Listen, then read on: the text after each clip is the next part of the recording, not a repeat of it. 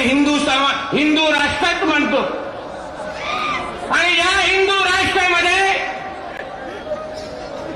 आमच्या कुठल्याही हिंदूला कोणीही अगर वाकड्या नजरेने पाहत असेल तर ती नजर आम्ही जागेवर ठेवत नाही आणि बाहेर निघताना त्या नगरवरून असे 10-20 ते झाले जिहादी उभे होते.